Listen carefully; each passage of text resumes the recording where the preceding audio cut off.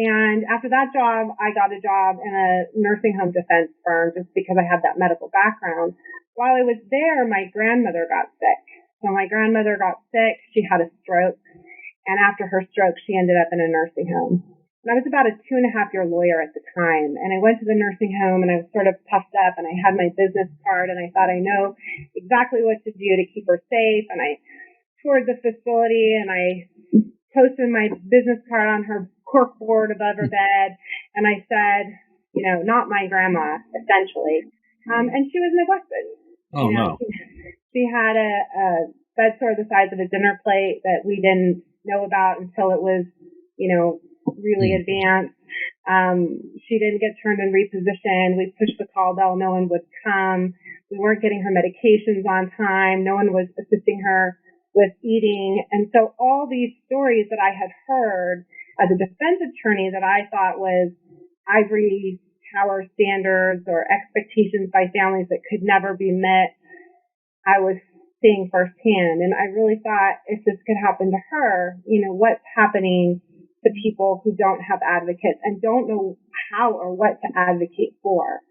So she passed away and I inherited $500 in her will, and I quit my job and opened a bank account under the name of the law offices of Jody Moore, and I've been doing plaintiff's elder abuse work ever since. To talk to a jury, to handle getting objection is important, but after that, it's really just it's your story and trusting your story and telling your story in a way that's authentic, which I've realized practicing. My partner, Mallory, for example, she will tell a story very differently than I will. I mean, just stylistically, she's not me, but I've watched her become very effective in telling it her way. And if she tried to do it my way, it wouldn't work. And I had to realize that in coaching her and practicing with her. But watching her develop, it's just been, for me, it's been beautiful to see just someone come into their own and, being able to be so effective doing it their way. I feel really deeply grateful that my firm rallied and they said, you need to go do this. We see that you want to go do this, so we've got you. And my family did the same thing. And my friends, they all said, we see this is your passion. We know that this is the right step for you. So go and don't worry. Even my 12-year-old, Wow. He leaves me little notes. I've got a little note here, back here, and, you've got this, Mom, and don't worry. So I don't know that I would have gone with such ease if I hadn't done a lot of mindset work and sort of designed with my team and my family that this is what things are going to look like for a little while. And so I just feel really deeply grateful. And a lot of the work that I've done with Sorry is, what's really on the line is how I show up. And the rest of it's out of my control.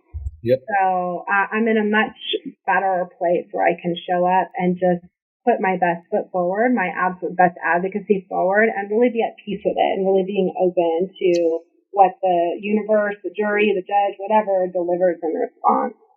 And we had all these poster boards that we're going to use for my opening. And I had heard that she could maybe help me learn to use them more effectively. And I wasn't quite sure how to do them without being awkward. And, within 2 or 3 hours, she had convinced me that I shouldn't use any, because if I have to tell the jury I have a simple case and then I use 200 boards to explain the case, then I have just, my message is not consistent with my words. And then so I thought, well, let me go work with her to become better at nonverbal. And I ended up doing, a couple years of her VIP intensive coaching, and probably 10% of it was on actual trial skills directly. But the other 90%, which was really on mindset and goals and achieving things, made me so much better in trial than any of the little technical things that I've worked on with different people over the years. I'm a firm believer that the time we have remaining is precious. And when that limited time is taken away, it's actually more valuable than when you think you have all the time in the world. And I've lost my own mother. I lost my mom about 5 years ago, and I was deeply affected by that loss. We had a really loving and beautiful relationship. And so there's just a part of me that I tap into that relates to what it's like when you're untethered from that physical human bond. of a parent, or it could be a spouse or a child. And that's it to me. If you can convey the loss with love, then the jury does the rest of the work. So we had decided what we thought the cases were worth, and that's what we asked for. But we just told human stories. We talked about, walking across the street to the park bench. We talked about coming into the facility and watching the football game every, Sunday night football. We talked about, taking Dad home for carne asada nights and salsa dancing for family birthdays. It's just picking those moments in time. And again, I give kudos to Susan King Gordon, because she had that really deep relationship with the clients to draw those stories out. And for me, it was really quite beautiful to watch, because normally I'm the one who develops the story, so I already know what they're going to say. But she worked with the clients to develop those stories, so I heard them for the first time in the courtroom with everybody else. So, and then had to do closing the next day. So turning it into a poem and then delivering the closing the next day was a really sort of immersive experience for me. I'm a firm believer of giving the jurors the tools, right? The old adage, like, how do you get a $20 million verdict? Well, you have to ask for it, right? And so on the one hand, I want to give them some guidance. I want to give them a goalpost, what I think is reasonable and fair given the circumstances. And I try to be reasonable and fair. I don't try to totally overblow the mark, assuming they're going to give me 10% of what I ask for. I legitimately believe the number that I'm asking for. And then I turn to them and trust and empower them to do the right thing. And I believe it. I'm trusting you now. The case is in your hands. Go do your job. So I want to educate them how to do their job. I want to give them that baseline or that goalpost that I think is reasonable, that I truly believe in. And then I want to send them off with trust and empower them to do their job. So what's your first of all, general impression now that you've done a 4.5-month long Zoom trial? What is your general impression of the Zoom trial experience?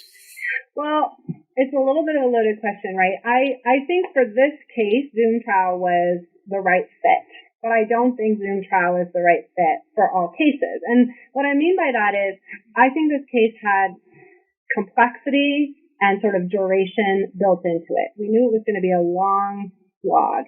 And if we had been in person and jurors had to pay for parking and go through the metal detector and sit there from 9 to 4:30 and eat crappy cafeteria food and not be able to, check on their kids' homework at the end of the day or whatever, I think we would have had crankier jurors, or I think we would have had just jurors who would not have lasted the duration of the trial. So for something that's longer like this and complex, where you really want people who want to be there and want to do the right thing, the 9 to 1:30, 4 days a week served us, because they could come and give their attention, but they could also live their life.